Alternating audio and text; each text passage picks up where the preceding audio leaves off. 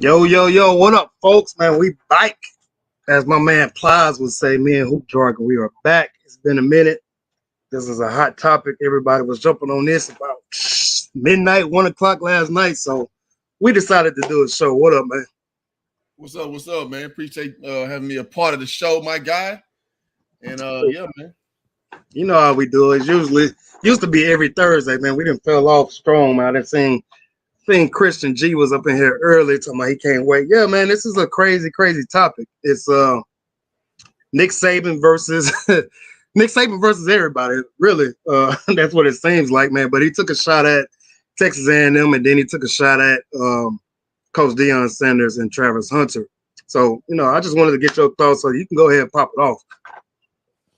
Yeah. So I had a screenshot from some of the things that were said, and allow me to pull that up in one moment. It's crazy how I got some. Yeah, I got some of that on my end too. Let's see, you might have got the same stuff.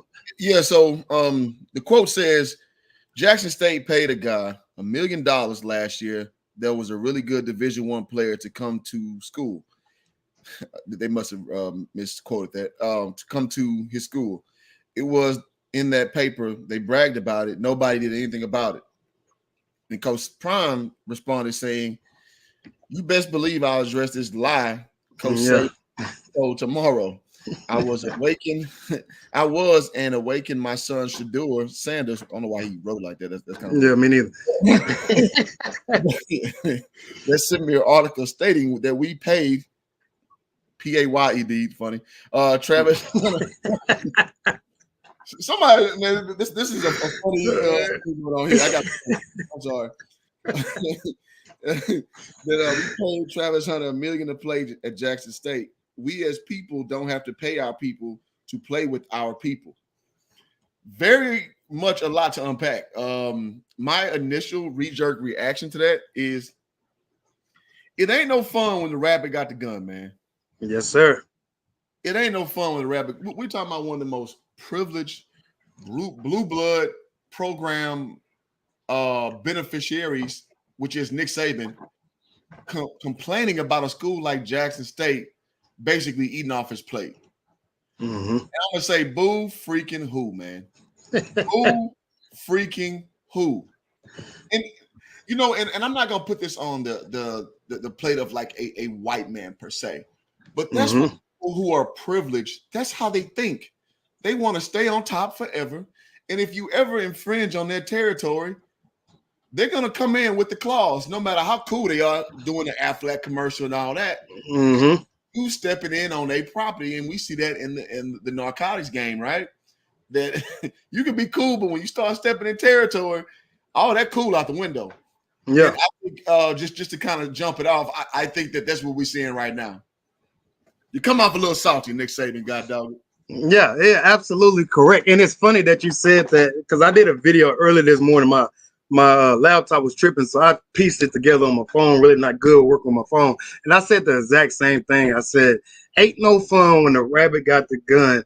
And I said this also, that I have no problem with Nick Saban. I think he's a great coach, because even when you get a lot of talent, you still have to be able to coach those guys up and have them, put their egos at the door and things of that nature. But you can't go there crying when we all know how the college game works, especially college football, especially at Alabama, when these dudes are getting iPhone 7s, 8s, however long he's been there. Like, we're on iPhone 35 right now. I don't even know what it is. But as long as he's been there,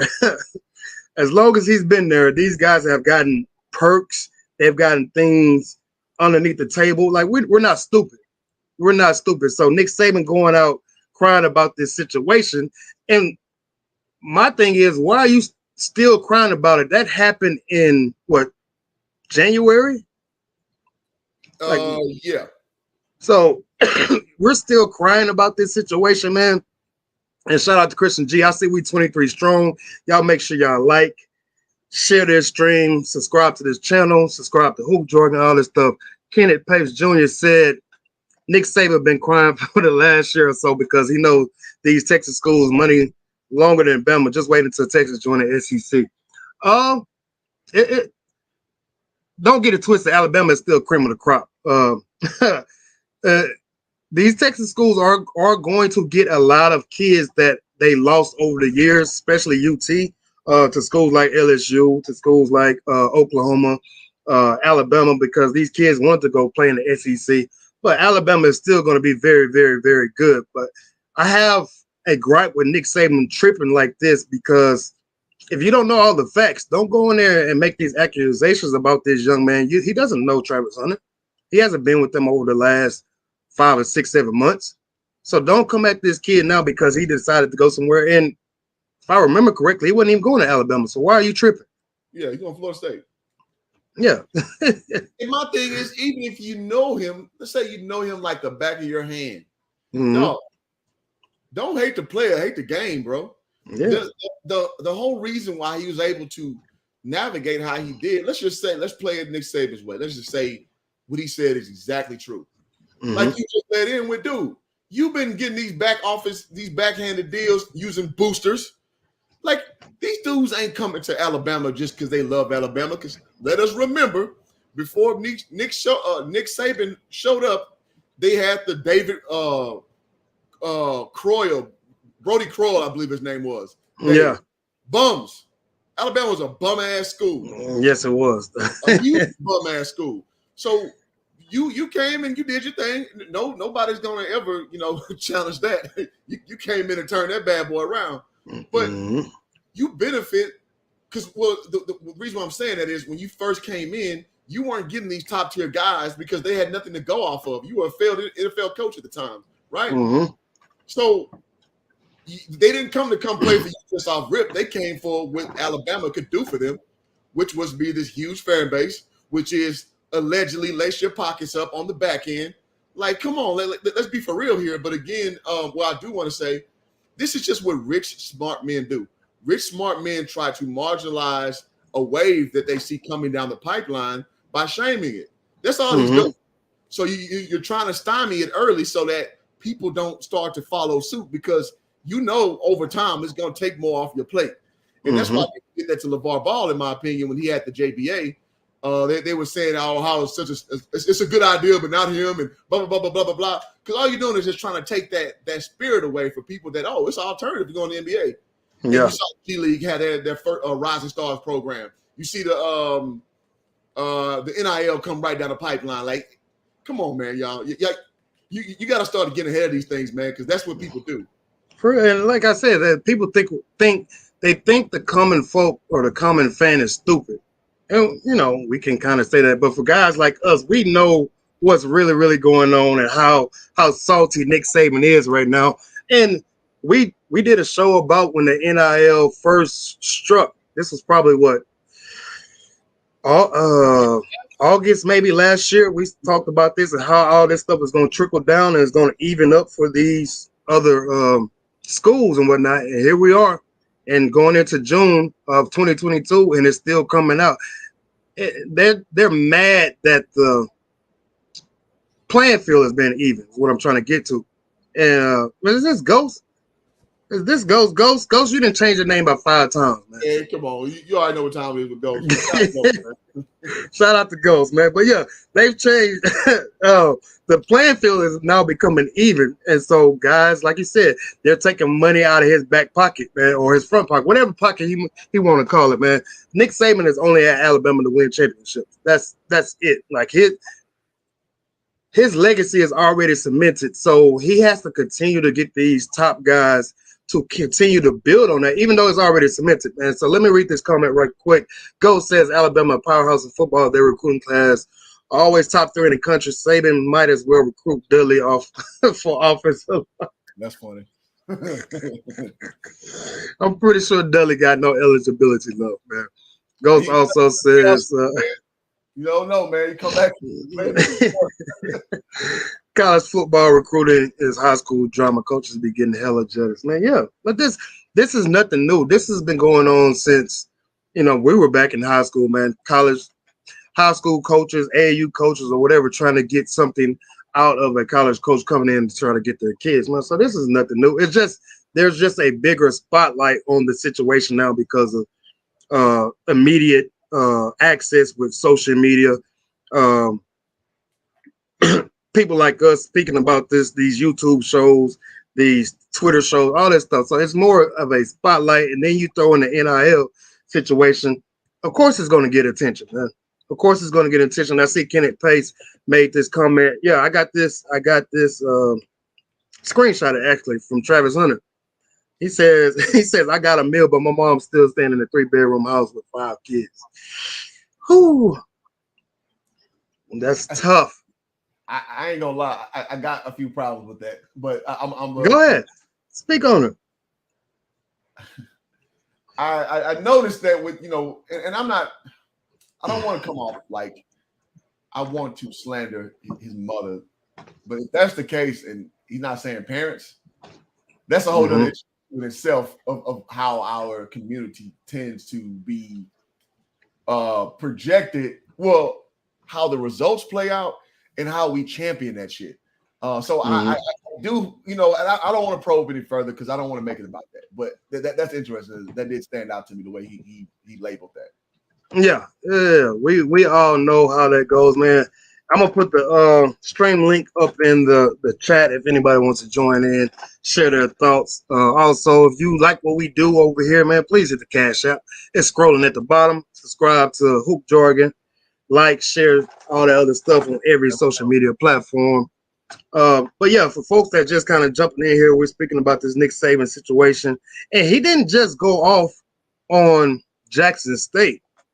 He took a couple of shots at Texas A&M, who A&M ended up with the #1 recruiting class this past season, which I will say is kind of suspect because it's Texas A&M. It's Texas.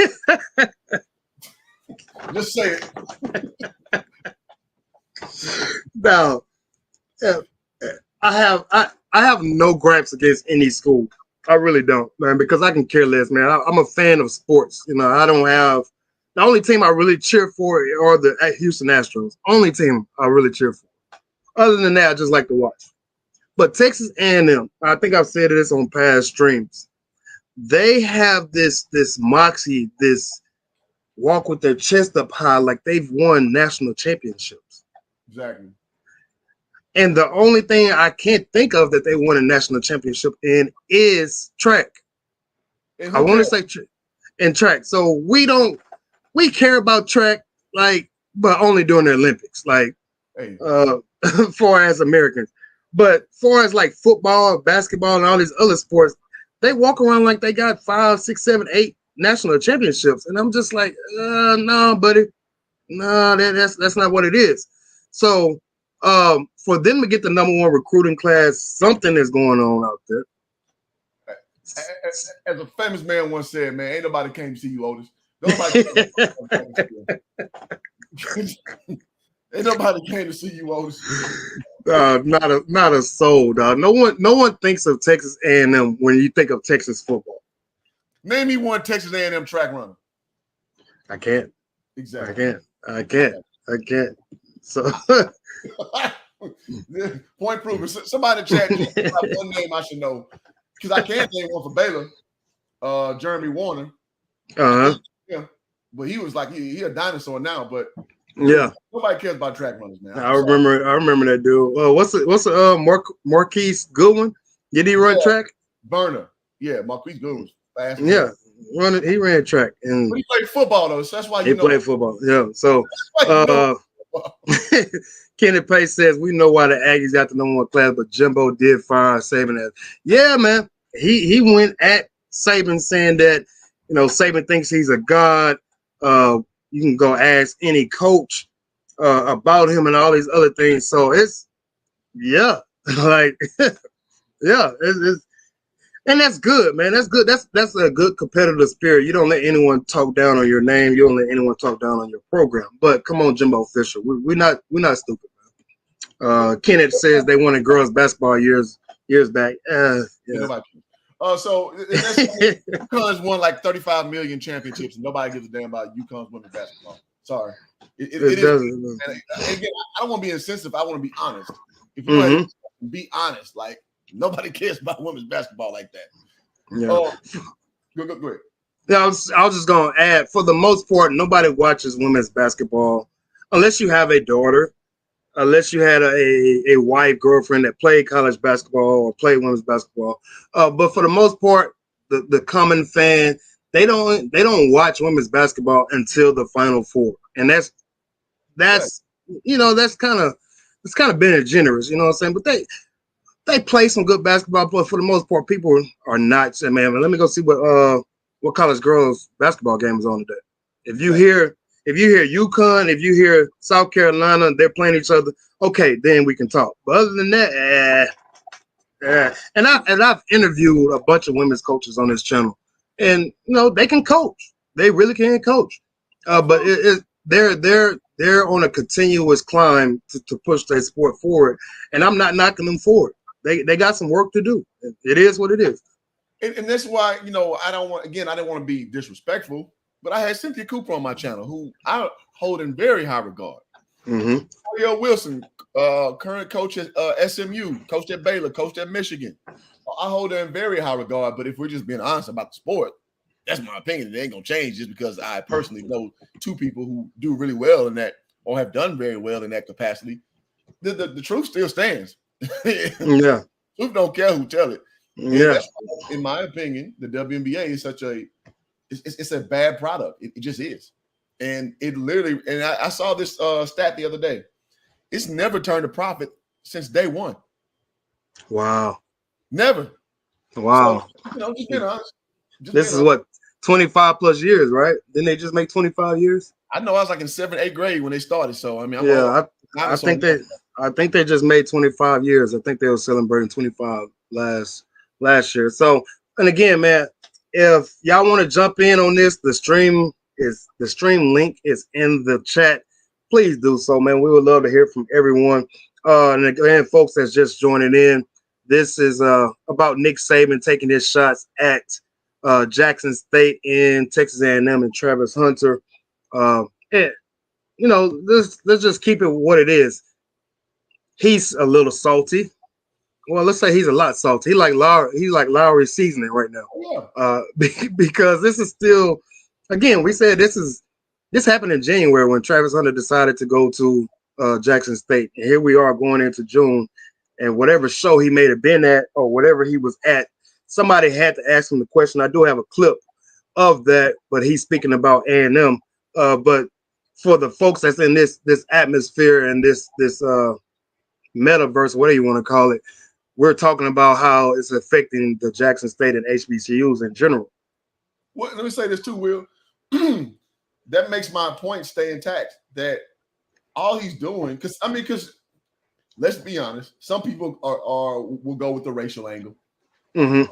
People's default when a prominent white man speaks on a black man situation, their defense ball, which I personally don't share with. I'm like, man, he just a dude to me. I know he makes a lot more money than me.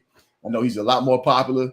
When I died, he died. Our stories won't be the same, but I don't envy him at all. I don't think that my blackness is threatened by his whiteness, if that makes sense. So I want to just kind of say that. But my argument, I didn't even know he said that about Texas A&M. But that's right lock and step what I'm saying. Like when people who are prominent, rich, successful, when they see a threat coming, they usually try to stymie it. So they see A&M, which is a bum-ass program, if we're being honest. I'm a UT guy, so I'm a little biased. So, he sees that too, like a bum-ass program like Texas A&M is getting a foothold in this. He's like, whoa, hold on. What y'all doing to get these recruits? They usually come to Bama. So that's all he's doing, man. It's easy to peep out, man. Yeah. Yeah. Again, when you lose those top recruits and your goal at Alabama is to win national championships, it hurts you in the long run. And, so I'm not mad at him from the coaching standpoint, but I am a little disappointed in because he does have black kids on his program, and these guys are going to see this. And I see some comments right here from Aaron Sanders. Jared, I'm gonna get to you. He says that Alabama has 13 defensive tackles. Goodness gracious. Now, what are you doing with 13 DTs? And he said, so he hoped that these kids are seeing this and hope they leave. I'm right there with you on that, man. You got to go somewhere to play. Yeah, you can go to Alabama. It gives you a great look on your resume. But if you're not playing, you're not going to get to the NFL or to the XFL. Who shout out to the XFL. They just signed a TV deal the other day for 2023. So it looks like they're going to get another season. No. But if you're not playing, yeah, you can say, man, I'm at Alabama. I'm doing this and that. But if you're not on the field, especially in football, man, and let's take it back to women. If you're at Alabama and you're not playing, women don't know who you are, because if you're not playing, what do most football players do? They have their helmet on so nobody can see their face. Yeah. So go somewhere where you can play, man. What do you do? What do you say to yourself, or what do you say to your parents, your friends, if you're number 13, you're the 13 defensive tackle on a depth chart? You're going to make up all kind of stuff while you ain't playing, and it's going to be favoritism, politics, all the regular things that we always hear, aka excuses. So, I mean, it is what it is, and yeah, and now, and this kind of goes to the NIL conversation we had, that guys now are more informed than they've ever been. Like, you got freedom to move, and I didn't want to just pick on Nick Saban. Dabo has did this rich, successful man BS when he was talking about guys being able to leave programs before the NIL. I'm sorry, before the transfer portal thing, where it is now. He was just saying, basically, he was lambasting kids who don't commit to programs. So all these dudes think this way. You know what I'm saying? Again, because they want to keep a stronghold, and all it is like a dog whistle to tell kids that you better not try to transfer if you come here. That's all it is a dog whistle. It serves, well, it ain't just that, but it serves many purposes by kind of slowly putting those seeds out there so people won't, engage in activities. And by people, I mean potential players, to basically hinder the stronghold you have as the coach, as the master recruiter or whatever. All you're doing is just you're basically laying your ground rules down, just like when you're a teacher. It's called classroom management. When you come in 2 days, you come in chopping heads off, so you ain't got to do no work like that the rest of the semester, the school year. That's all that is. And so I like to get on these discussions and explain to people what they really mean when they say this stuff. Yeah, I'm right there with you, man. And that's why I wanted you to get on here, because a lot of times I'm better at, I probably could have been a sports writer. I'm very good at writing and, creating, having my thoughts down that I can come back in the race. But you're very good at, right off the box, right off the bat, getting in, letting folks know the real off the rip. And so that's why I wanted to get you on this, man. It was, again, man, I saw this I woke up at like 6:30 and I saw this. I'm like, oh, hold on. So you're in Cali, and I think I texted you probably about 7:30, 8 o'clock this time. So I'm like, man, we got to get it. I was out doing yours and everything else. And I made a crappy video earlier, just trying to get it out. But I did say in the comments on that video that, I will be doing a live about this. So I'm excited. Again, we're up to 32, man. Y'all make sure y'all hit that like button, man. Subscribe to this channel. All this, we give y'all the real, man. As my boy DJ Ron Cut, if he comes on here, man, he can jump in. I know he got something to say. He made a video about this, so I know he has something to say. But we just try to give y'all real, raw, authentic stuff from two regular guys who did play at a high level. So we're not just talking out our butt right now. Jared Brooks, is this Jared Brooks from the neighborhood? I think so. He said, "Did you guys hear about the lesbian-owned sports bar? I forget where it's called, the sports bar that is refusing to play men's sports on their TV. Whatever. I don't care. I mean, good luck with that business model. I don't care. Good luck with that. I don't care. Aaron Sanders says, Brooks, that's cool. Man, what up, Aaron, man? I ain't seen you since last season. I also appreciate you dropping through. That was me. Jazz You Tigers, he always drops through on both channels. Always drops through on both channels. Him in prime time. Satan needs to leave JSU out of his mouth. I hear you, Will Smith. Keep my school out your effing mouth. Bro, come on. Tell him to Hit him with the slug, dog.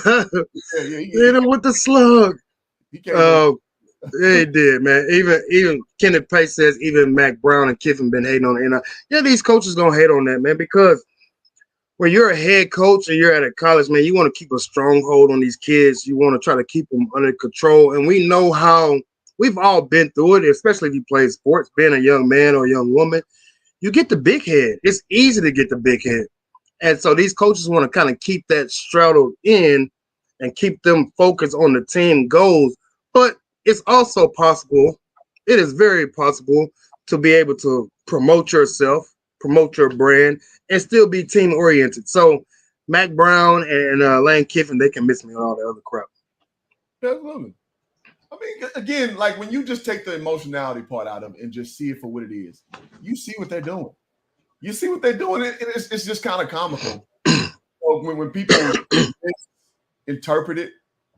Because again, when you make it more personal about the school, about the racial aspect, you're missing the big point. And the big point, in my opinion, is all they're doing is trying to keep all the chips to themselves. That's all it is. Keeping all the chips to themselves. Because one thing you can't tell a rich person that they got enough money. You can't tell a successful person that they're successful enough. They always want more. And I don't blame them, but I'm going to call them out for what they're doing because I know what they're doing. So I do have to say that as the conversation proceeds forward. Yeah, it's just understanding what the hell they're trying to do, man. And that's what we're trying to do, kind of give you guys, shed some light on the totality of the situation, man. And like you said earlier, most black folks, they immediately was like, they went to the race thing. Yeah. And that's what we do, man. And I'm neither here nor there with that, man. But I as I gotten older, I started to think, outside the box, think about understanding what folks are trying to say. So I don't try to go that route on a lot of situations, but I get it. If you never experienced anything, if all you've been is in the hood or that's your easy way out, I get it. You're gonna do that, play the race card. But this is more about race, more than about race. This is about his job. This is about his family. Even though he's set for life, man, his family is set for life. And his grandkids, whatever they want to do, they can go out like, man, Nick Saban's my grandfather. They're not gonna have to do anything. But it's more about his job. Go ahead. I'm about to take it there. Me being so guys who are listening, I hope you. Well, if you get offended, you get offended. It's okay. I'm a guy who actually played HBCU sports. I played at Prairie View A&M University, right? Mm-hmm. And I have to say, the biggest haters of HBCU sports is people who look like you. I've been in so many discussions about people who look like you, who look down on HBCU sports, who attended PWIs, right? Mm-hmm. So it's just funny to see because we don't even check our own on that. Well, no, that's not true. I see a lot of people check brothers and sisters who harbor that spirit, but we can't act like it's just a white people thing because our own does the same thing because maybe, and that's a whole other stream we can have about why that is, and I don't want to go down that road, but focus on what's really going on. I just would challenge everybody to do so. Be emotionally mature enough to understand that this is what rich people do. This is what success people do. They try to hold their stance as long as they possibly can. And that's just what it is. And that's why, again, Dabo Swinney, who I just don't have a lot of respect for. I just don't. I respect him as a coach, but of what he is, I just don't. Nick Saban, I highly respect. Coach Prime, who I highly respect. To me, these are three great coaches. I don't think like, oh, well, Coach Prime, the black coach. Like, no, I think they're all great coaches. I just do. And I don't think of coaches that look like me, a la Coach Prime, Hugh Jackson. I don't think there's them less at all. As a matter of fact, I think Eddie Robinson is one of the best football coaches that ever lived. Ever. I'll put him with anybody. To put those many guys in the NFL from Grambling with the resources that we know Grambling has, like, what are we talking about? What are we talking about? He's up there with your boy Joe Paterno. Yeah. In my eyes. So again, I'm across the board with my sensibility and my thoughts. A coach I like it too is Melvin Spires, man. Melvin Spires is a job hopping ass dude. This dude he probably coached me before at some point. But y'all remember, most notably, he coached Grambling football when they had Bruce Eugene and your boy who played for the Cowboys on the defensive line, Hatcher. Mm-hmm. He went to Alcorn. I think he was at Alabama State as well. He reminds me of J. Anthony Brown's character in Drumline. That's he's the only coach that beat a force on the sideline. Like that was Melvin's fire. I love it. He was. Shout out to Jab. I was just saying, shout out to Jab, man. Yeah, J. Brown. One of my favorite comedians of all time. Nah, that dude was hilarious, man. And so when I was saying that, I don't want people to take it as he was strictly calling out Jackson State. Like I said earlier in the stream, and for those who just jumped in, and man, we're up to like 30 something, man. So y'all make sure y'all hit that like button. But this wasn't just about Jackson State. He got on Texas A&M, that other Texas school. He got on them as well. So I'm about to play this clip. It's like a 9-second, 10-second clip. So y'all listen to this. In recruiting last year, A&M was first. A&M bought every player on their team, made a deal for name, image, and likeness. All right, we didn't buy one player. Come on, Nick. Come on, dog. Goodness gracious. Come on, dog. Okay, so I would say this. You can say that you didn't buy not one player right now, this year or this past year before NIL happened. But come on, dog. Come on, man. You can't fool a damn fool. Come on, man. Like you said earlier, all these guys just started, you know what, man, I'm going to Alabama. And Alabama was an afterthought of a program. You had USC, you had Miami, you had Florida, you had, and then UT in that era before Nick Saban got there. Fact. So Nick Saban got to Alabama, what, 2008, 2009? 2008, I believe, and they went to the championship in 2009. They beat my Longhorns. Yeah. So before all of that happened, those young kids or us in that era, no football player would think about, you know what, I'm going to Alabama. Alabama was strong in the 70s, 60s, 70s, probably early 80s. But after that, nobody was thinking about Alabama. Come on, Nick. So how did you do it? Brody Croyle, dog. That's all I got. That was the highest. They had John David Booty after him, he's a reality TV show kid at that Hoover High School out there in Alabama, which is like I don't know if they still are, but at the time they were. He went over there to Alabama and did nothing, and this was right before Nick Saban came in. So yeah, let's tell the story right, man. Yeah, man. Don't give us bits and pieces. Like, you had success at LSU, and you decided you wanted to go try the Miami Dolphins, and you got throttled. You absolutely got throttled out there. So don't give me this crap that you didn't buy anybody, man. Shout out. Let's see. I miss some folks. Oh, Gina Bina. She always comes a little late, especially when I do the live streams of the games, but she always shows up. Aaron Sanders says, think about Alabama, Texas A&M, and JSU in the same combo. Nick Saban talking about little old JSU is gold. Deion gonna run with this, and I'm sure he will. Yeah, man. I'm waiting on Coach Prime to put out his response. Last I seen was just only that tweet that he sent late last night. That was probably it wasn't very well typed out when he said paid with PAYED. Maybe he just woke up. And then as he started to wake up a little more, the tweet made a little more sense. So yeah, man, you're absolutely right, man. JSU has never been mentioned in the conversation, the same sentence with Texas A&M and Bama. So I'm with you on that, man. And that's what Travis Hunter said. If folks that can remember, Travis Hunter said he wanted to show folks and he wanted to be the first and do something different to bring attention. And here we are again, 6 months later. He's bringing this. He's still a hot topic, man. And I know what folks are really mad about. They saw that spring game where he just acted the fool. There you go. Aaron Sanders also says, I love what Skip and Shannon said on the show.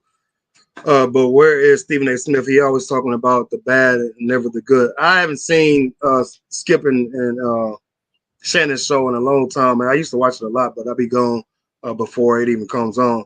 But yeah, man, Stephen A. Smith, he is a, do I want to say gimmick reporter now? He is a shock jock, man, and it's Yeah. Okay. Real House. He likes to get tough on black issues. That's kind of his thing. He shies away from other folks' issues, and he is the de facto face of ESPN. And I gotta give credit to people who criticize him. It's like, for you have all that cachet. It's funny the stuff that you get passionate about. It's hilarious, the stuff you do. I mean, he his own man. I can't tell no other man what to care about, but it is interesting to see the stuff that he gets passionate about. Yeah, just like and I think you said in the group Hoop Jargon, man. For folks who have Facebook, y'all looking for a sports group, man, y'all join Hoop Jargon Sports Talk on Facebook. So you get a little bit of everything in there. Comedy, you get a little heckling, you get a little people going at each other, all that good stuff, man. And I see Darren, I think this is Darren down here. You said that when Stephen A was going off about Gremlin State, you said, man, that's the most pub they're gonna get for the next 10 years. Yeah. the volleyball situation. I'm in it. Man, I'm in that wholeheartedly. When last time you heard some volleyball on ESPN?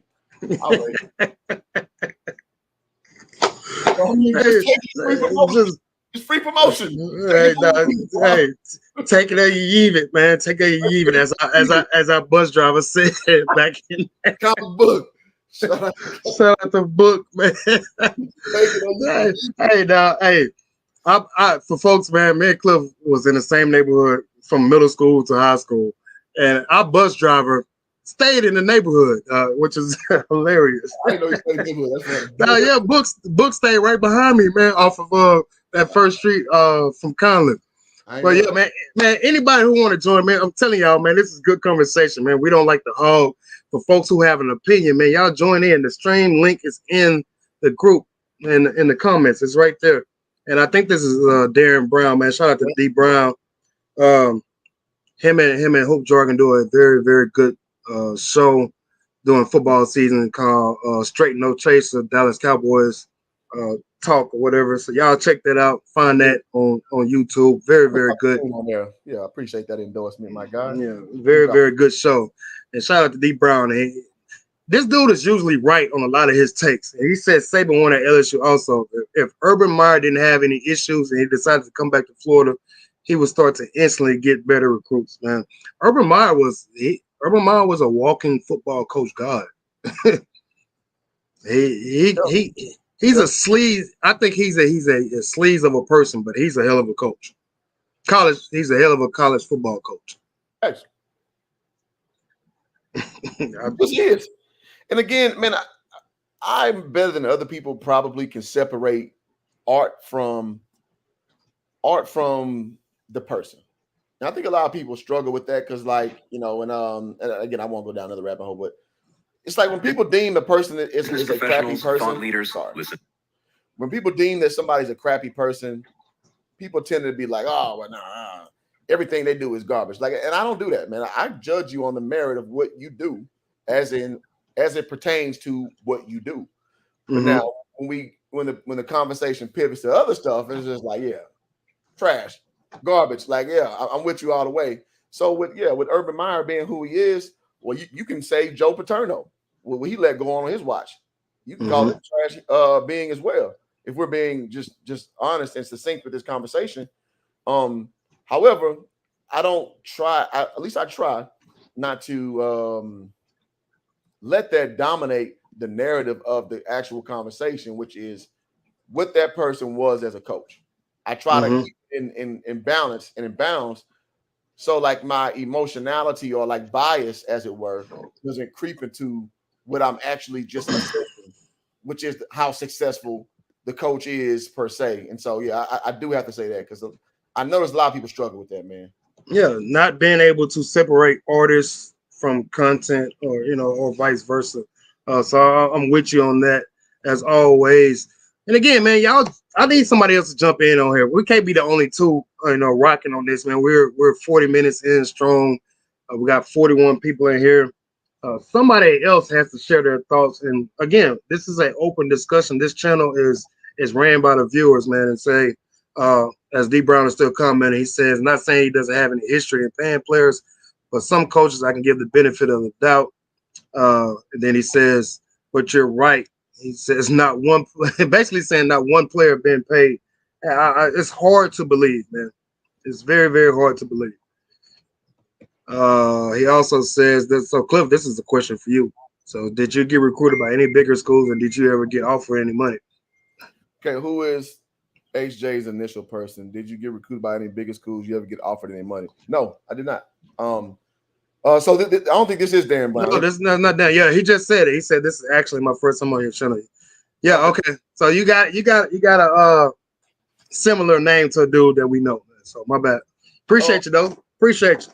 To answer your question, no. But I do have friends who played high major, and we compare and contrast notes. And I know that even on a low scale, we're talking about getting $800 handshakes to sign. On a low scale, Yeah. you look at Reggie Bush's of the world. You look at Cam Newton's of the world, who dad was advertising his kid on the low. Hey, you want my kid's services? It's gonna run you this amount of beans. So my opinion is based on peer-reviewed stuff, personal testimony as far as friends that I have, and just knowing, again, playing mid-low major basketball of that, it ain't no money there. However, I will say I've seen situations where on the low, mid-level range, people did homework for kids to get them eligible, promised them a few little dollars and cents to get them, to come to the program and kind of balance them out a little bit. So I've seen it on a low level. I've seen it. I've straight up seen it. So that's where my opinion comes from. It's not just out the clear blue sky. Yeah, folks, man, it happens. You folks who have never played collegiate sports, man, especially, I don't know what happens at D2 or D3, but me and Hoop Jargon, we both play Division I basketball, so we know. And on a small scheme of things compared to Alabama, we played at small D1s, but it's still D1. So you're still working your butt off. You're still grinding. We have experienced some things that a lot of regular folks who never had a chance to experience, from playing time, from practice, from perks to gear to money during Christmas break, women, like all types of stuff. So don't. So just think about that small scale of stuff, and then you go and look about Alabama. Come on, man. Yeah. And I appreciate the question, because, you got to know where the opinion comes from, especially having a strong one. So I like being challenged at that capacity, and I like to explain myself, because you can't just be up here talking, saying some crazy stuff, and, you not have no basis to it. Well, you can if you want to, but that would make you less likely to want to listen to my take. So I appreciate it. Yeah, that was a great question, man. And again, we apologize. We thought you was somebody else, man.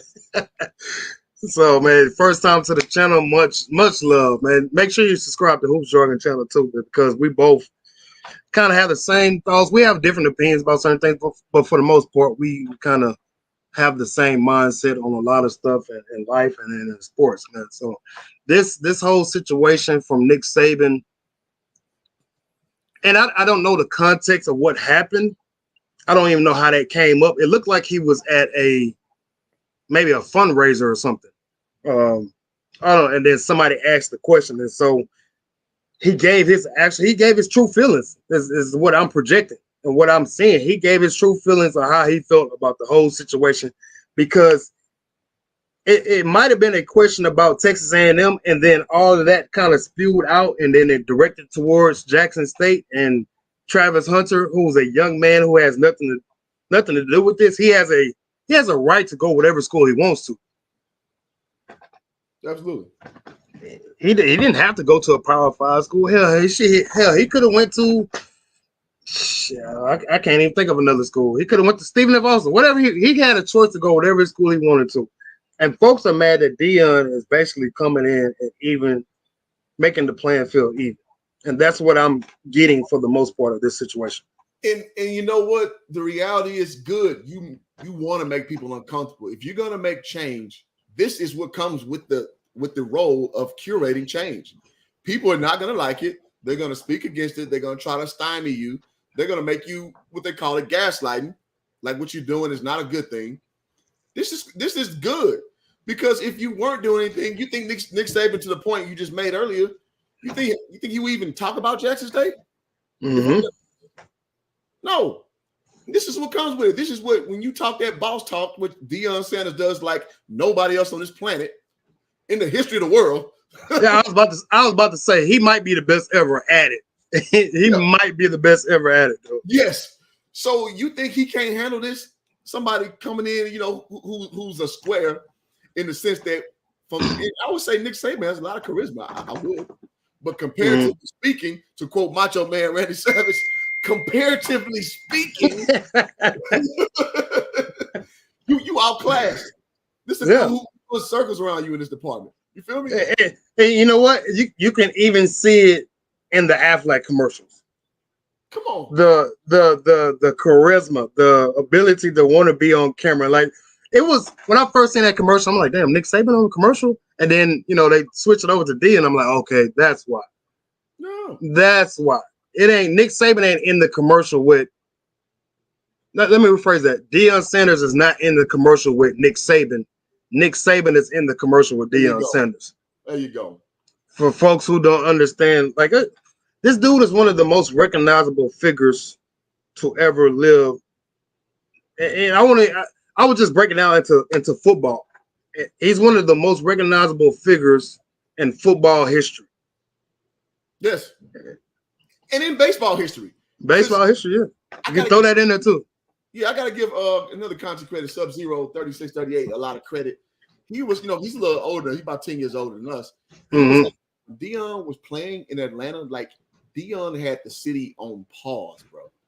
Like, playing both sports, going out clubbing, having a good time. Like, this dude had the city of Atlanta by the gonads. You feel me? Like, he could get wrong in that city. And that is very hard to do. So to see him kind of come out, as the elder version of himself, he's earned the right to do all this stuff, man. Like, he is a provocateur. And this is what guys of that gumption level could do. Because if to your point you just made, I know I'm saying that a lot, but I mean, it's just the first thing that comes to my mind.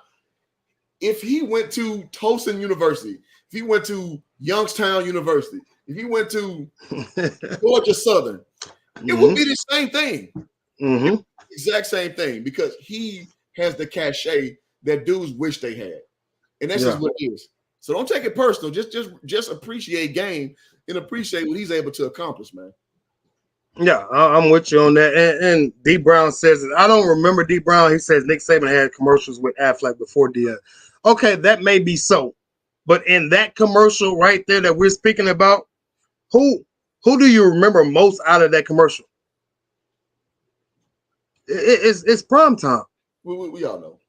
Yeah, it's prime time. So I don't remember the Affleck commercials and all the other stuff, but I do remember that was one of the main commercials throughout college football this year. And that again, that brings us back to who Coach Sanders is. What other HBCU coach who had an Affleck commercial? Bro, HBCU coaches traditionally don't even do local spots. And I made a video about it when he went to again, just so I'm walking that talk, I made a video about him going to a local car sales, a car lot, and he had a commercial. You know what I'm saying? I was just like, dog, HBCU coaches, this is what you need to be doing. Like local level, do these commercials. Like what the? And I said this in moment, so I'm not Johnny come lately on this. Matter of fact, I'm gonna try to find the video if you want to kind of show. This Deion was doing this off rip, and now he's to the point where he's at the national spotlight. So it's a process that was intentional. And again, I give him so much. I give him so much props, because this is what it looks like when you got the skill set, the ability, and you are putting the work in to be who you are, or at least benefiting off what your profile is.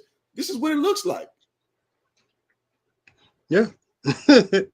Yeah. And like we said, we again, for folks who are new to this is not our first time talking about Jackson State and HBCU and Coach Sanders.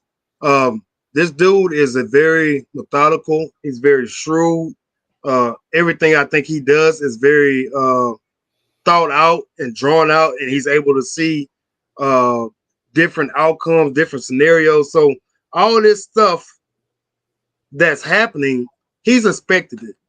And I truly believe that he's expected all this to happen. And you know what? Like you said earlier, he's going to take this and be able to turn it around and turn it against other folks. And maybe this is why, for folks who are on Twitter and all this other stuff, we haven't heard from him yet. We haven't heard his response. He did send that tweet late last night about what, that he is going to respond. But I'm thinking that he's probably drawing it out, methodically thinking about it, and then his response will happen. So don't let this initial response be the end of it, man. And D Brown, I'm gonna get to your comment about the football, flowing over to HBCU, but Underrated One made a great comment. And shout out to Underrated, man. This is your first time to the channel, man. Please subscribe, like, all the other good stuff. Subscribe to Hoop Jargon. He says Saban's run is coming to an end. Georgia is super talented. Texas A&M building.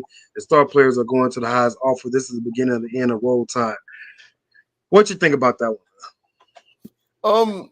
I think it's coming to an end not because Nick Saban's not doing a great job of what he's doing. It's coming to an end in the sense that let me be careful with my words. In the sense that the transfer portal, the new landscape of things, it's reshifted the balance. So in that capacity, yeah, I do. I agree with that. With that assessment, it is coming to an end. And again, when guys who are successful to keep power, you go and you try to basically cut the proverbial head off your competition to stay in the driver's seat. Mm-hmm. That's what he's doing. So yeah, I think that now when his run will be at the end, that's debatable. But the tea leaves do read that, yeah, that stronghold he had, it is coming to an end. That's for doggone sure. Especially like you said earlier, when Texas joins the SEC, y'all got to know, man, it's gonna be it's gonna be some wild times, man. Because Texas is a strong brand. It's just whatever the reason the Big 12 is falling off, it is. But when Texas gets to the SEC, like Texas A&M, like I said, Texas A&M was a bottom feeder in the Big 12 before they went to the SEC. So it's basically, it's like joining the mob, man. Texas is about to join the right game, and they about to come out of the ashes and be a major player. You better bet your bottom dollar that's what's about to happen. So and OU for that matter too. So yeah, he just trying to get ahead of it. Sounds like. And I just dropped that link, Will, for my video about Coach Prime doing that thing for the car business. Yeah, I see it right here. This was I made this video in January of 2021. So damn it, 2 years ago, a year and a half. And I was just like, man, this is big. Like him doing this and putting it out there the way he put it out there. I was like, this is what HBCU coaches need to be doing, man. Because people want, one thing I've learned, man, is people want to hear HBCU sports, man, which is lovely because we always been, as HBCU patrons, we've always wanted to have it more on the front side. And I remember, and I said this, a lot on my channel, that a guy named Jerome Solomon, man, he's a columnist in Houston for the Houston Chronicle. A lot of people have been on his tail about, for years back when I was an athlete, about Houston Chronicle not putting enough HBCU content out. And he flat out said, he's like, well, when y'all click on more articles and y'all are more active, we'll report it more. And people are trying to hear that, but that was real talk. The squeaky wheel get the grease. And right now, the HBCU scene, the wheel is very squeaky. And yeah. The numbers you feel me? So this is good, man. This is all good for the overall brand that is HBCU sports. Yeah, and for folks who don't understand that, man, you can pretty much go to YouTube and type in HBCU, and you will see how many channels are actually like reporting on this. Like it's crazy. It's crazy. And I didn't go to HBCU, man. I went to Stephen F. Austin.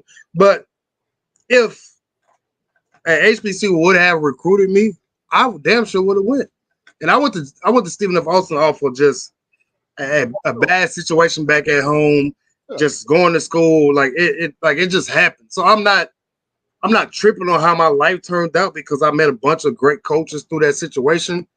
And but if I can reverse the wheels of time, it would be great to happen, man. So it is what it is. It is, and I'm about to play that link that you just hit me with.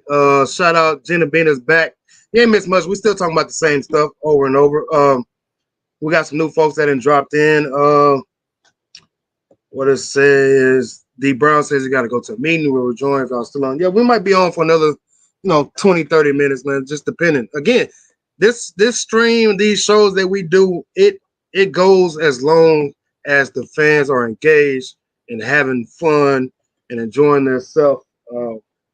That's just how we roll, man. We're not one of those YouTubers who don't want to hear from other folks who want to just share their opinions only.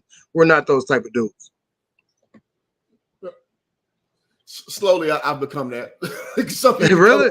Some old dumb I haven't got there yet, man. So I'm about to play this link. Go ahead and preface that what you were saying earlier about that commercial with Deion and all the other stuff before this Affleck stuff. Which one would it be? The answer is easy. What's up, everybody? So, Basketball Hoop Jogging back with another. You can skip for it a little bit. Yeah, I was. How far you want me to go? Just a little bit. Oh shit. Like, yeah, you should see when it goes away from me and it goes to the actual card. Yeah. All right, there you go. Yeah. So this is the commercial for folks who've been in here for a while. This is the commercial that Hoop Jargon was talking about, and all these other HBCU coaches need to be taking a page out of this playbook right here. Peace. Thank y'all for the love, and please subscribe to the page. Out. There we go. Cadillac and Jackson. We better do the doggone thing. Commercial day. We got to shoot this spot because they're the official sponsor of Jackson State Athletics. All right? They're the official sponsor. We want to have a nice, tight spot. We got to make sure it's crispy. I should put that on full screen. Oh, yeah. But y'all don't want to believe it. How is it going to be a new day, a new year, a new beginning, and a new season, and I'm not going to pull up in something new? What's wrong with y'all? You know what they call me? I love it. Prime time. Pulling up in anything less than this. 20, 21, in 20, 21. Okay. Now show the car and make it Hey, man. You gotta love it, man. The charisma is crazy, man. Brother lovely. Feeling secure. Matter of fact, I'm gonna put my seatbelt on since you said secure. Even though I ain't going nowhere, I'm shooting a commercial. I still need to have my seatbelt on. Because folks watch me. They watch everything I do. How about you? Yeah. Let me stop it right there for folks who don't understand what he just said. He said that they watch everything he does. And you know what's crazy is, and we say this all the time about if we had social media when we were younger and in high school and in college, and how popular we would be about the antics we did. Think about if Deion Sanders had Twitter. Oh, yeah, come on. Instagram when he was playing sports. Come on. Oh, my goodness. He'd be 10 times over more popular than he already is, which is almost it's almost unfathomable to even wrap your mind around. But that's what he'd be. Because when he was at his peak, like I said in Atlanta, that was way before social media. So he basically was the people's champ as far as personality wise, and that just is the reason that boosted his profile. Because once social media was kind of around, he was playing for like the Ravens, and Redskins, and Deion Sanders he was done. Yeah, but people just love and respect him so much for what he was doing as a Falcon, as a 49er, as a Cowboy, that it bled over to what he's doing now. Mm-hmm. Yeah, Deion Sanders was made for television. He was made for the spotlight, and That's what I'm saying. He has one of the greatest nicknames ever, which he gave himself, Primetime, because he was must-see TV. And it still shows to this day, hence why Nick Saban is mentioning Jackson State in the same sentence as Texas A&M.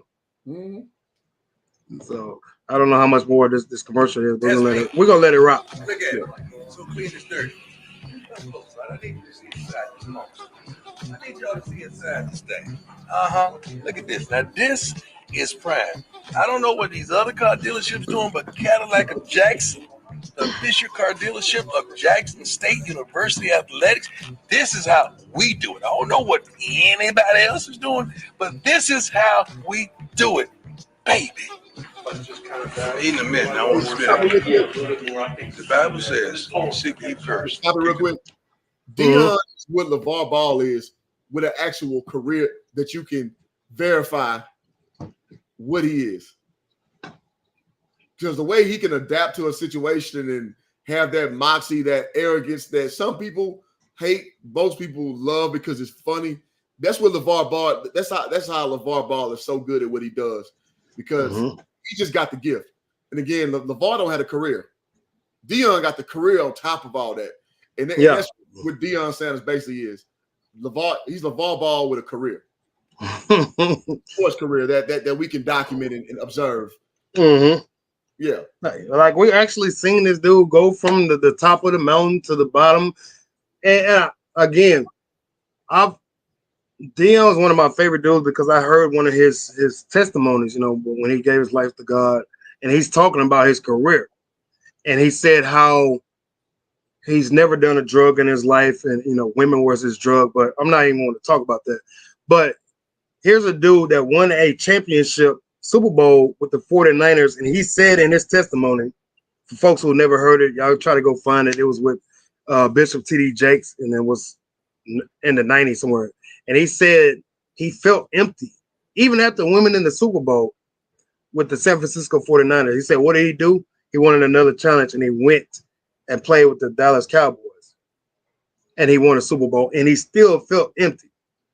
And so that right there just kind of resonated with me as a kid, man. I'm like, damn, this dude is, you know, he's been able to speak about his downfalls and still be successful at the same time. So that's why I'm a huge Coach Prime fan. And so when he went to Jackson State, I wasn't even thinking about doing Jackson State stuff until you mentioned it. So I'm like, man, Deion over there. But now here we are, man. So this dude has changed the landscape. He has made the playing field even, and he got folks running scared, man. And it's gotten kids to think differently about situations. I know D. Brown asked this question about with the effect of, you know, the transfer portal and kids signing to HBCUs and football, will it affect basketball? And honestly, I don't know. I mean, you can answer that question. That he asked this before he got off. Oh yeah, because you had Trace Young. Yeah, Trace Young, Thonmaker's cousin, McCoy Maker. Yeah. Yeah, so it may be a slower burn, but yeah, no, we've anecdotally seen that already. So yeah, I think it will actually. And with the successful like teams like Texas Southern, you know, beating University of Florida, beating who that be like Fairleigh Dickinson first round or something, whoever they beat. No, Texas Southern beat Texas A&M Corpus Christi. They beat A&M Corpus Christi, yeah. They beat A&M Corpus Christi to make it to the NCAA March Madness. So yeah. that was a big thing, man. And Tish, you know what's crazy is, and Coach Promise spoke about this, man. I see Jay and Ben, I see you on there. I see you coming. We're gonna get to that. Texas Southern is in the middle of Houston. For folks who don't know, it's in the middle of Houston. From Katy, Galveston Ball, all this other stuff. And for the most part, when we were in school, TSU did not recruit Houston kids. They did not recruit Houston, and PD was kind of the same way.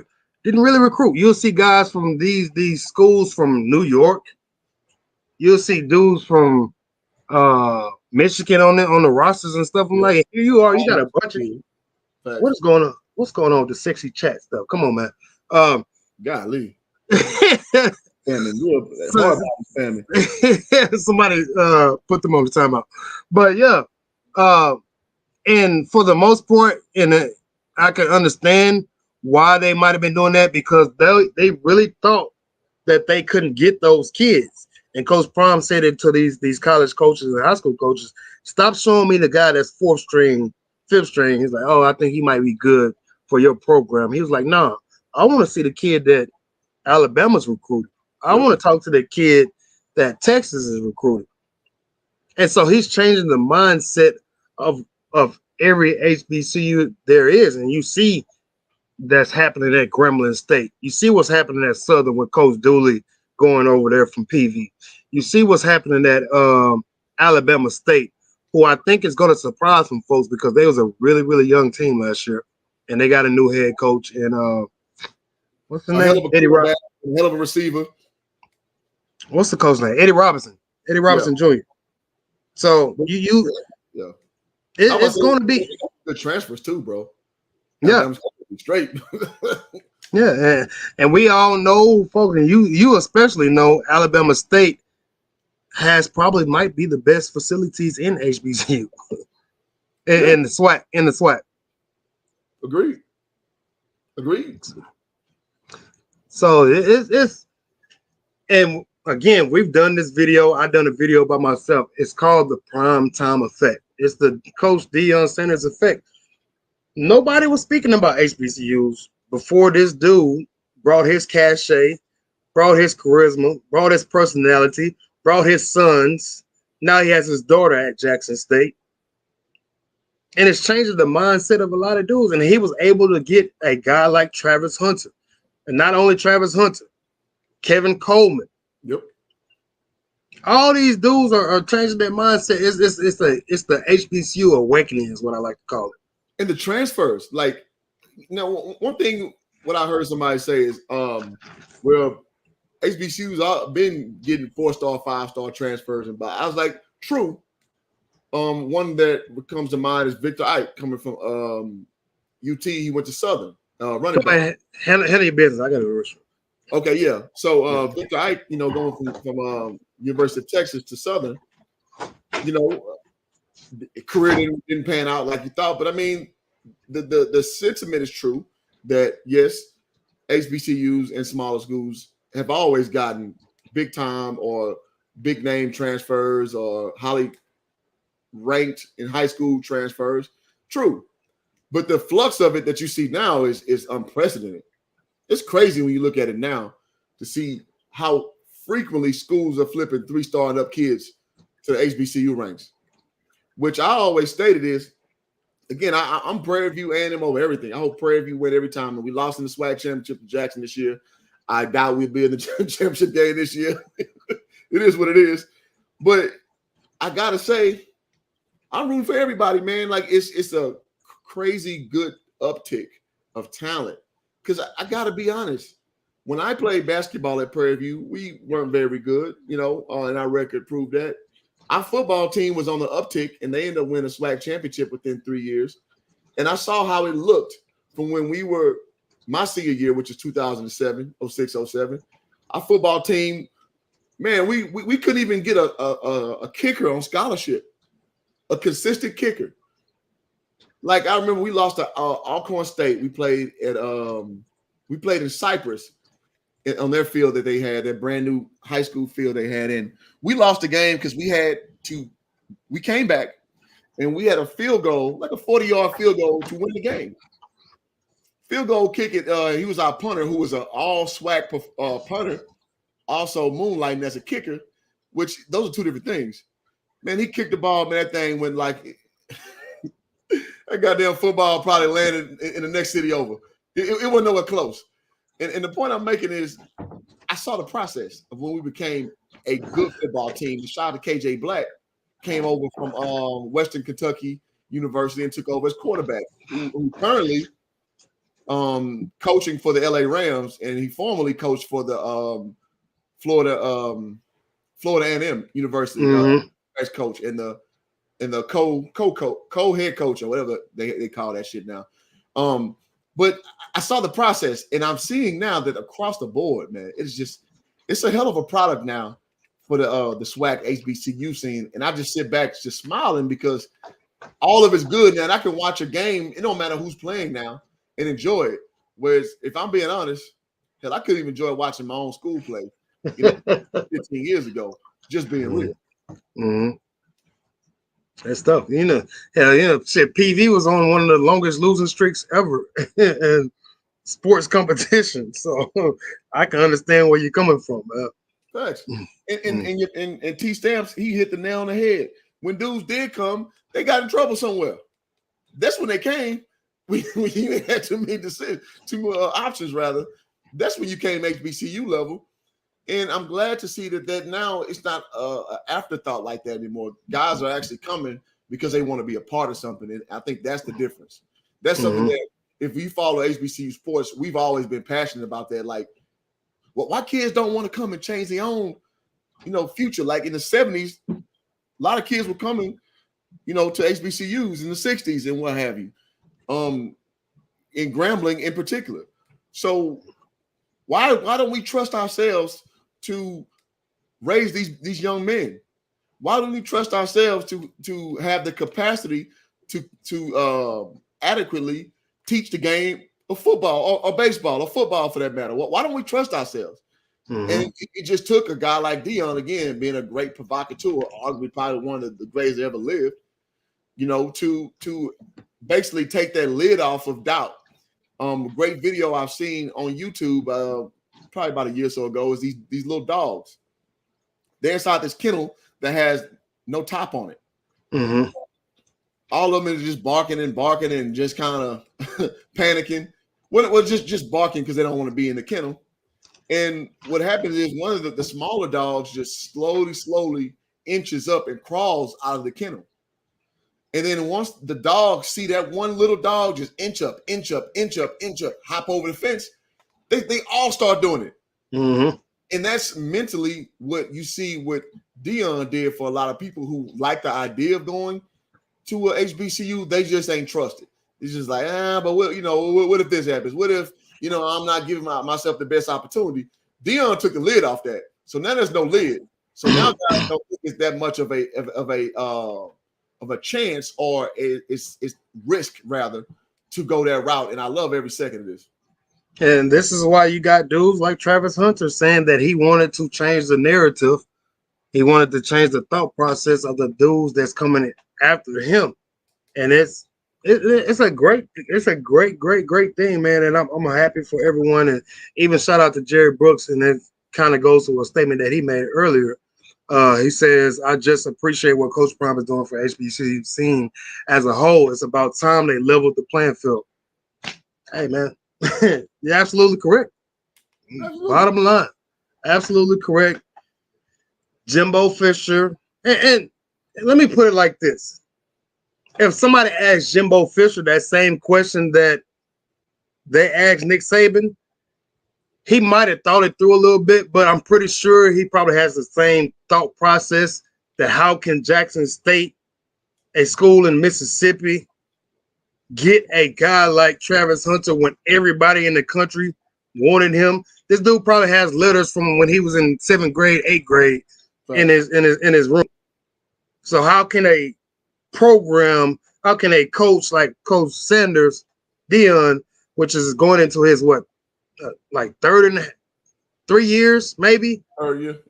Third year officially. How can he get that when we are guys who's been doing this for years and years and years?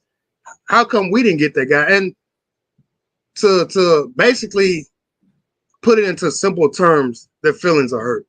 Yeah. Oh, great. Their feelings are hurt. Oh, great. And I'm gonna put that coming up back by Coach Saban. He says, for folks who haven't been here, it says, we have a rule right now that says you cannot use name, image, or likeness to entice a player to come to your school. Hell, I read about it in the paper. Saban said, Jackson State paid a guy $1 million. $1 million last year that was a really good Division I player to come to school. It was in the paper and they bragged about it. Nobody did anything about it. What? I didn't know Barstool Sports was a subsidiary of Jackson State University. I didn't know that. That's news to me. That's news to me. All right, so now I know Barstool Sports is a tentacle of Jackson State University. Like, come on, Nick Saban, dog. You got to be better than that. You sound like a scorned girlfriend. You sound like somebody who just had a breakup, and the woman or dude found somebody better, and then now you're going on the internet to bash anything and everything that they do, even though that new girlfriend or new boyfriend never did anything to you personally. Yeah. You just mad at the results, and that's usually for that reference point you're making. You don't like the results because doing the way you really ain't got a lot to say. But then when you get the results that you don't want, then you got a problem all of a sudden. And that's called revisionist history. And it's weak, man. Nobody respects that. So it is interesting to watch a guy of that stature or that cachet be like, just being honest, like that was weak. That was weak. Yeah. So it don't make me none, Jackson State, again, because I look at HBCU sports in a pure form because, again, being a former athlete on this level, I appreciate that people, because it makes me feel good that I was a part of that at one point in my life. Mm-hmm. Now people are interested in a level that I had so much respect for, like watching Bruce Eugene play. Dog, that made it was crazy to watch him play football. Tavares Jackson, the late Tavares Jackson. Tavares Jackson, yes, sir. It was great to watch Tavares Jackson play. So all this does is just validate what I saw, when I was, of college age. And I'm glad the world is finally catching on because I'll be honest, a lot of people act like they didn't respect the level I played. I'm just like, dog, you have no clue how hard it is every day to do what I do. Every day. Every single day. From sun up to sundown, goddammit. Sun up to sundown. I want to quit this every day. But I'm not, obviously, but it get that whole, you want like, man, do I really want to play basketball like that? Yeah. When you do a cost-benefit analysis of how it takes away from your social life, and at the time, we want to chase the girls, we want to go party, it took that away from you. And it was not fun to have that taken away from you because we like to do both of them things, party and chase women. But it wasn't about that. It's like you got to come compete every day and not even guarantee you're going to play. Now, the Travis Hunter of the world, he ain't getting taken out. Yeah, for real. And one of my coaches, Coach Talvin Hester, he's actually the head coach at La Tech now. Mm-hmm. I remember he said something that was revelatory to me that I didn't even think. Because our team, we had some little dissension going on as far as players kind of not being focused and stuff. And he was just like, hey, guys, y'all got to understand how Coach Rim is. Coach Rim, he looking for y'all to do X, Y, and Z. He's like, and Cliff, you know you gonna play, blah, blah, blah. I was like, I didn't know, but I'm glad I know now. No, this is my first year with Coach Hopkins, actually. Yeah. Like, okay, shit, that's cool. Like, the way he was, you didn't know what he was thinking. You know what I'm saying? Yeah. Again, like I said, it was revelatory because you going in working hard every day with not even knowing if you're going to even be out there like that. So I'm glad he slipped up and told me that because I didn't know. I was like, man. Well, but you don't know as a 18 to 21-year-old kid, man, like you out there busting your butt every single day and you still might not get 10 seconds on the court. Like, for folks who don't understand, man, we had dudes who literally like did everything. Like, I played a lot in college, and we had dudes that would beat me in every single suicide plus on the track, and these dudes never sniffed the court. So, but it like you said, it makes you question yourself, like, dude, why am I even doing this? Why when you're in college, everybody else gets a month off from college, from being on campus, and you're playing college basketball, you might get 3 days. Why do you even think you can do this? But it's for the love of it. Yep. It's for the passion that you have inside of yourself, the belief that you had inside of yourself, and it's fun. It's hard work, but it's fun, man. And that's why we can say, as we're older now, we can laugh about the kind of stuff that we went through. But it was actually fun, man. Yeah. Very, very fun, man. And shout out to the folks that's just jumping in here, man. I just seen you put somebody's comment up here.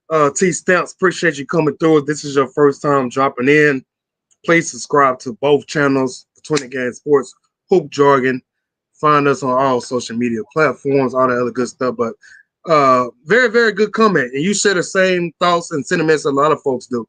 You say, I find it funny that a lot of these coaches are counting players' money when most of the kids that they recruit don't even graduate.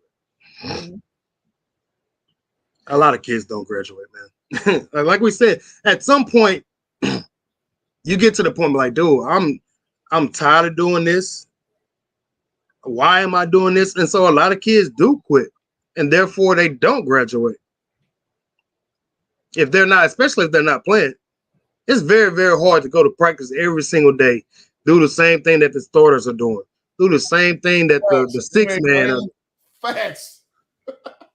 And you get to the point like, dude, man, I'm out here busting my ass just like them. I was recruited just like them, and I can't get on the field. I can't get on the court. Most dudes are like, man, you know what? I'm out. Or I'm busting my ass to get told how much I suck. You know,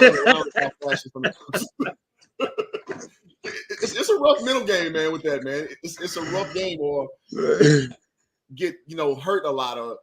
It's very rough on your psyche. And I'm about to do a hard left turn here, a very hard one. So I was saying about rich coaches. You know what's even funnier? I'm gonna say it. The education aspect is a joke. The education aspect is a joke. Yeah, we talked about this plenty of times. Go ahead. It's a joke. Because you're probably going to major in something that you're not going to use later. General studies. Swahili. Lord have mercy. Swahili, a degree in Swahili. Like, what? African studies.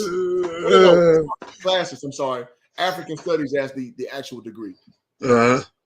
That ain't worth wiping your butt with in the open market as far as having a career for your services. And I'll be honest, I had to be forced to be a criminal justice major at Prairie View because the kinesiology classes I took at Stephen F. Austin and JUCO, they didn't translate. And the only degree that would take the classes I took was criminal justice, which I had negative 15,000 aspirations to use later in life. Right? Yeah. If we're being honest about what this education factor is, it's very overrated. Very overrated. What I would counter that with is teaching these young men these life skills. If they had trades that these guys could have, in my opinion, it may be mine alone, that's fine. It would help these young men who don't make it to pros benefit quicker, faster, and be more successful than these general ridiculous degrees that, see, I don't want to miss, I don't want to shit on nobody's, job you may have, but like social, what's it called with the social services and stuff. Them careers don't pay, man. And everybody's flooded with it. And you damn near can't even get an interview in these, being a social worker, because it's so saturated with women, ironically. Saturated. And so it's funny to hear that comment. I'm not picking on you, brother, but it really is a trip when you really think about how we're missing opportunity with young brothers playing sports and point them in the right direction. Because I'm in sales right now. I have a master's degree in education, and I taught for 4 years. My criminal justice degree, I did absolutely nothing with. So, I have to be honest in these discussions because, if I was being stubborn, trying to work my way through criminal justice, either being a cop or a CO or whatever, it would have taken me forever without making sales. And I just had what I was equipped with from life to discover that sales was my way. I had to figure that out. And they ain't had a goddamn thing to do with college, if I'm being honest. For real, though. I gotta be honest, y'all. Like Negroes in debt, going to college over some crap that I don't even use. You know what? I don't even know where my college degree is at. I have no idea where it's at. It could be still in Nacogdoches. It can be at my mama's house. I don't know. and I could care less, man. I had to get about education because they weren't gonna kill me, man. But I want to go back to this comment. I saw it earlier, and I think you might have touched on this a little bit. And then you said that you might not want to go that route, but it's kind of came back up. Diamond, I don't know who Diamond is, but appreciate you coming through. It says, but you have so many of our skin folks talk so negative about Coach Prime. Yeah, man. People hate to see people of our color be successful, and it's not just white folks. We are creatures of habit. We want to be rah, everybody support each other, this and that. But a lot of times it's like, nah, man, that dude can't be doing better than what I'm doing. Mm-hmm. We are like that a lot across the nation. It's not just certain areas. We are like that across the nation, man. And it's unfortunate, man. And hopefully, maybe the next generation or the generation after us, they will figure it out and understand that we all can play a role. We can all benefit from supporting each other. But it's not like that, man. It's really not. And a lot of times it deals with your upbringing. It deals with your the schools you went to. It deals with you not getting out the hood and experiencing life and experiencing different cultures, different Black cultures across the country. Excuse me. But a lot of times it's just jealousy. Just if we just want to break it down. Yeah. Well, it's conditional. The support is conditional. So I'll support you as long as you don't surpass what I perceive as doing better than me. And it's not. It's how Drake said back in the game. It's fake love, dog. And what it is, in my opinion, it's an indictment on your own personal insecurities. And I'll be honest, I'm not immune from that. I've had to check myself many a times of getting a little bit too worried about how successful somebody else is and not worrying about what I'm doing. Mm-hmm. It's a natural human reflex. And I think in our community, we don't diagnose it properly and we don't address it properly. And then when it comes, and presents this ugly head, we kind of talk around it. And it looks like this scene from Belly. I don't like that shit. That's what it is. Hey, oh my God. No, that's hilarious, dude. That's hilarious. But we just got to be honest with these discussions, and that's why I choose honesty over being a person that you can just like what I'm saying per se. Mm-hmm. Because I live it. Again, we're all hypocrites in this world.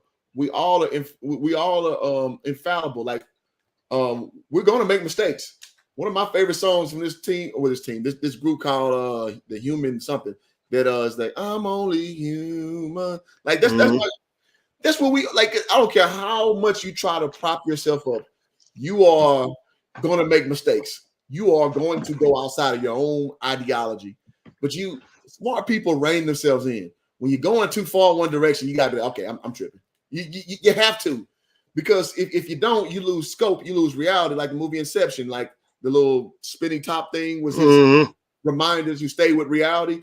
We got to kind of do the same thing because it do. To the comment of the, to the credit of the comment, yeah, it'd be our own people talking the worst about us, like I was saying earlier. Like, and it's a doggone shame, man. It really is. It's a doggone shame because it shouldn't be that way. We're better than that. But we gotta self-correct, and self-correction comes with hard analysis, and it comes with hard critique. Mm-hmm. It don't come with just everybody kumbaya and like, oh, well, it's just so hard being Black. Oh, well, you just, you got to consider this. No, I don't consider anything. Are we going to diagnose this problem or not? Because if we just going to talk around it, nothing ever happens. When I got good at sales, Will, it wasn't because I was saying, well, I came from teaching and I'm not a natural salesman and I didn't really go through salesman school. I don't have an MBA. No, what I had to do is like, okay, you are BSing at work, bro. You left teaching to do this. You need to learn this craft. And that's what I did. And I ain't look back. So that's more or less the sentiment of what I'm saying with my overarching point of what we need to do better as supporters. And I'll end up playing with this. I've been on like fellow Prairie View alum about our attendance issues. Because in a group, in an alumni group, people were saying that we need to boost up our our attendance to football games, but the administration need to do this and the AD need to do that before we move. And I was like, no. Just show up, man. All you have to do is show up to the game. That's it. Whatever excuse you say, because I like the reality is, if y'all don't know, Prairie View has one of the best homecomings on this planet. I don't care what nobody say, and everybody shows up. Factuals, Bro. PV homecoming is Black Woodstock. That's the best way. It's insane, dude. It's insane. Insane membrane, straight up. But the problem is we don't. Schools like Jackson, schools like Southern, Grambling, they can remanufacture that all season long.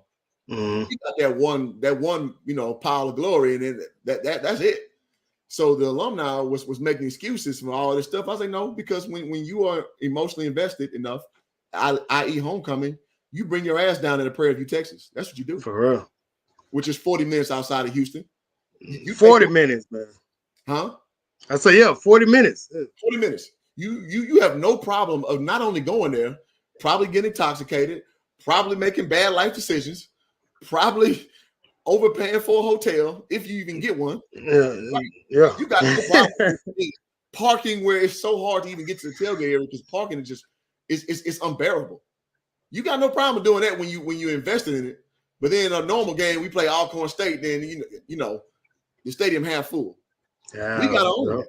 We gotta own that. So I'm out with the excuses, man. Yeah, man. Well, that's we as a people need to stop doing that, man. And that's the older I gotten, the more I just try to.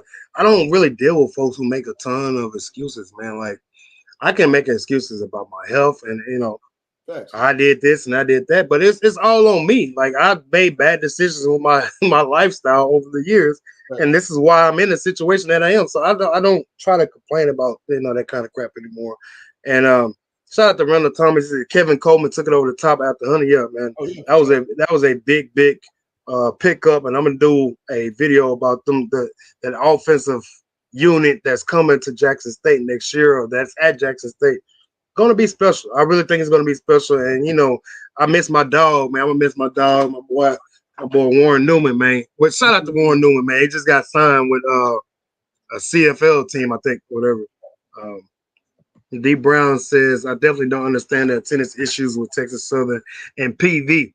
A lot of that stuff deals from, like, PV wasn't winning back in the day. They didn't have a winning program. So and I tell kids that I coach all the time that, go to different high schools. I say, man, if you're not winning, nobody's going to come in to see you. And me and Cliff went to the same high school, and our high school was a football school. Thanks. And by the time we became seniors, our basketball games were selling out just as much as the football games. Thanks. But you know what we did? We won.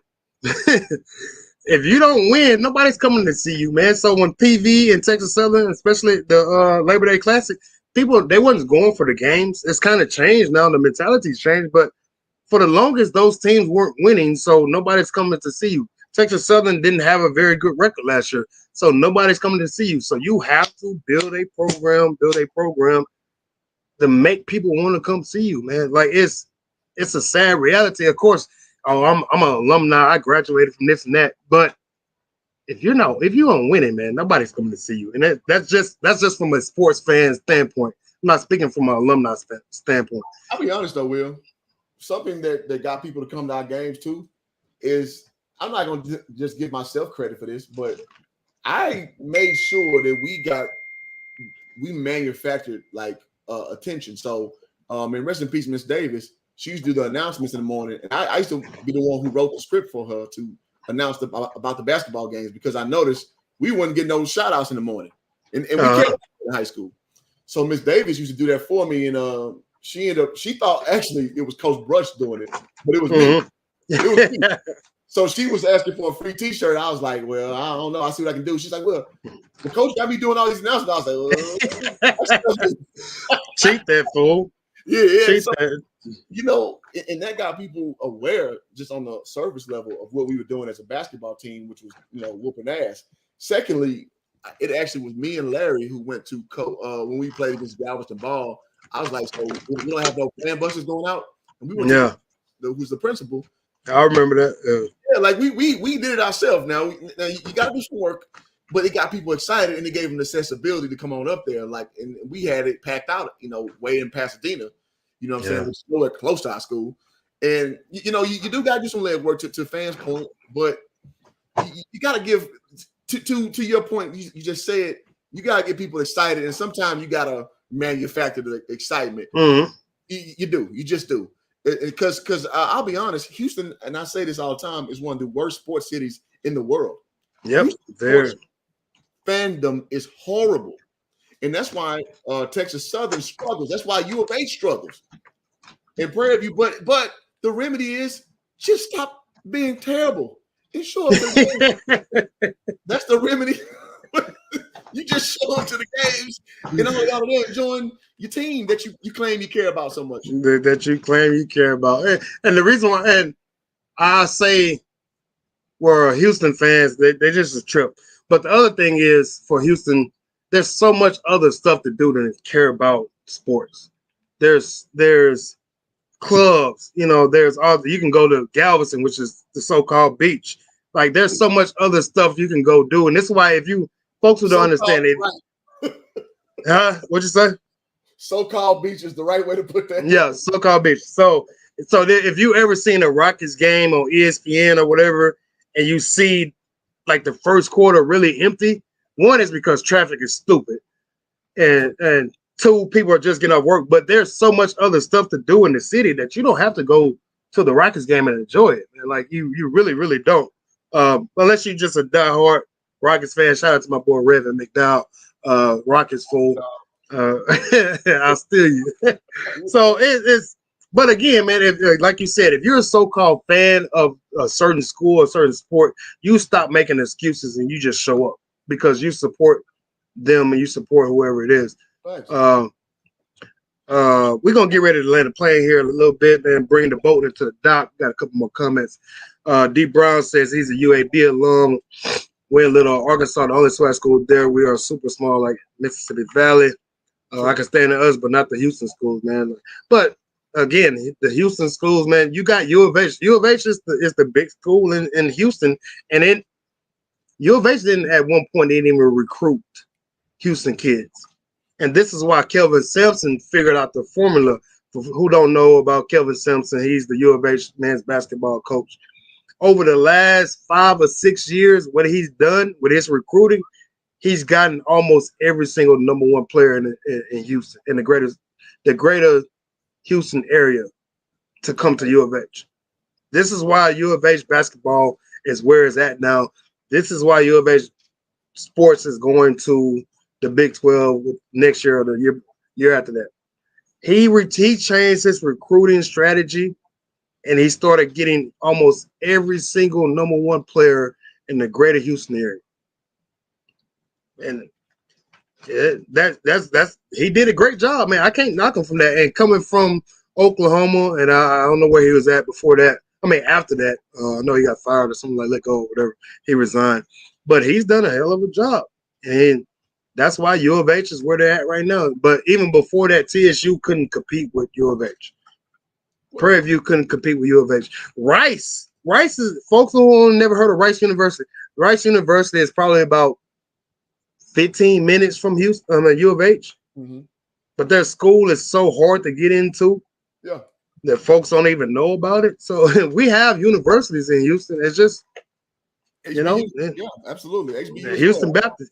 Houston Baptist has one of the worstest gyms I've ever been to for Division I. High school gym. Absolutely. Yeah, it's terrible. And so in the point I was overarchingly making, and the brother made a good side comment. I'm gonna go back to it real quick. He was saying he's a UAPB alum, and we're a little Arkansas. Yeah, because Lord have mercy, Pine Bluff, Arkansas. I'm gonna go back again in my life. So small like Mississippi Valley State. Accurate, very accurate. I understand us, but not the Houston schools. Well, you'd be surprised because Prairie View alum assert that since Houston is so busy, and then we got too much stuff to do, that's why we don't come to the games. When y'all in this as well in a small city, and what Prairie View alum was saying, well, those who live in the small cities, that's all you gotta do is go to the game. So of course you don't have attendance. Like, no, it's your mentality. Your mentality dictates whatever. and the mentality stinks. And I stand on that. And I'm sorry if any Prairie View alum is on here and they don't like that message. I'm just telling you what I know. I tell you what I've seen. I coached at Prairie View. I played at Prairie View. I observe it now from and I've been working with some inner workers to try to get on with the media team at Prairie View. It is what it is, man. Like you can't go through life lying about what your circumstance is. Mm-hmm. You got to properly fix something. You got to properly assess it, and you have to admit that there is a problem. And it just is. Some of these schools who don't draw like Jackson, they don't draw like Grambling, they don't draw like Southern, FAMU. It's a you problem. It's a you problem. You literally can get your ass up, put gas in your car, and drive to the game. Like that's literally the only thing that's holding you back. Literally. Yep. And that's a you problem. That's something you can control, but your mind won't let you do it because you're not invested all the way. You're invested off, being, I don't use the word standoffish, is not the right word to use, but kind of being in the clouds and supporting. You've just accepted it, and it is what it is. Just know that's what you're doing. Just know that's what you're doing. Yeah. Bottom line, man. Shout out to my boy Coach Patrick, man. Coach Pokey. His favorite phrase is bottom line, man. So it is what it is. Underrated One says, great point about giving football players trades. Social workers make decent salaries, especially those who work in prison as therapists at the VA. There's different levels to pay. Yeah, man. You got to find something that you're good at, something that you're passionate about, and kind of make it work for yourself, man. Like Hope Jargon used to be in education. I used to be in education, and my whole thing was like, they're not going to kill me, especially with COVID, with COVID happening or whatever. I was like, man, I got to get out. And I miss being around the kids. I really, really do. But I don't think I'll ever go back. So I'm not I'm not gonna shed any tears about that situation, man. Trying to find some more comment. Veronica Hill says there's no attendance at homecoming like JSU. I would love to see it, man, but I'm not gonna be able to make it this year. I got other plans. I will be at the Texas Southern Jackson State game this year, though. They play at Texas Southern, so I will be at that game. Well, it's just one of the things, man. Again, I appreciate the opportunity to come on here and speak my mind because I used to be outspoken as an undergrad, as a matter of fact, man. And I won't be long-winded to talk about what I didn't like when I was an undergrad about how the way that the culture was at Prairie View and HBCU at large. But I'm not Johnny come lately on this stance that I'm taking. Mm-hmm. And it's time because in reality, I had some harsh critiques about it at 21, now at 38. It ain't really changed like that. Mm-hmm. But the non-blue blood schools, the blue bloods are still who they were back then, who they were 20 years before I even considered going to college, i.e. when I was an infant, right? So it's generally speaking, your behavior doesn't change. So if you on the outside looking in, you need to be on the outside looking in with yourself and change your behavior. If you change your behavior and enough people do it, then you establish a culture. So I'm just not for the excuses, man. I'm not. It triggers me. I ain't gonna lie. Yeah, I'm with you, man. Because if people who were telling me I was tripping back in 2005 and shit when I used to bring this up about the alum, then by their logic, we'd be fine now. As far as Prairie View culture is and all that. In reality, is we're not. Reality is we're not. So we gotta own this shit, man. So that's all I got, bro. Yeah, that's it, man. So I really appreciate you jumping in, man, folks. I don't think we dropped under 20 since we started, man. This has been a great, great show. I really wish somebody would have jumped in on the stream, but it's all good, man. We had fun. We got to discuss this situation. Jackson State is making noise, and it's primarily because of Coach Prime, and so we want to continue this this movement that's happening, the great HBCU renaissance or the great HBCU awakening, man. So I appreciate you coming on. We definitely got to get back to our Thursday shows. For folks who haven't subscribed to either channel, please do so at this time. We're gonna get ready to get out of here. Yeah. Hoop Jargon on all social media platforms, Between the Game Sports, all platforms. We don't only cover HBCU stuff. We can cover any sport you want: football, baseball, basketball, all that good stuff, man. So, man, you can close it out. What you got to say? Oh no, I just thank y'all for listening. Like I say, the viewership was great. Thank y'all for the comments. We really take time out. I'm really literally in the middle of moving. I got my shirt on right now, so I ain't gonna cam up. But my living room ain't no more boxes in this bad boy, man. My time could be better spent moving. Yeah. But whatever. Like I like talking about these things because these things are important. And I think perspective is very as we go forward, we're gonna get more attention. And with attention comes hate. So what I don't want to see is people on these streams. Now, if people aren't familiar with HBCU culture and they just reporting because they get you clicks, it is what it is. I can't control that. But what I want people to understand is that with more exposure comes more scrutiny. So when you see these other things that people are going to say about our brand of sports, you got to anticipate it. And don't, get butthurt. Just you fight it back with positivity. You fight it back with support. So just keep that in mind. Support these smaller channels like myself and in Between the Game Sports. Support people who are reporting this the right way. DJ Ron Cut Truth. BTP Sports. BTP Sports. Swag Buzz. Hop on these channels, man, because we trying to give you that real and we're not trying to give you no fluff. And especially, I just got to say, from a guy who actually played at the HBCU level, I know this stuff, man. I do. I'm not purporting to be an expert, but I bring in guys who are like Kenyatta Cavill, who's happen to be my frat brother. I bring him on the show to share. I bring in guys like Anton Sewell, who coached at Bowie State, now at Alabama State, the defensive coordinator, to come explain to you. I bring in guys like Talvin Hester, currently at Louisiana State, but he went to Prairie View and he coached at Prairie View. He coached me and I coached with him. So I bring in guys who know what they're talking about so you guys can get succinct perspective and it's not just guessing.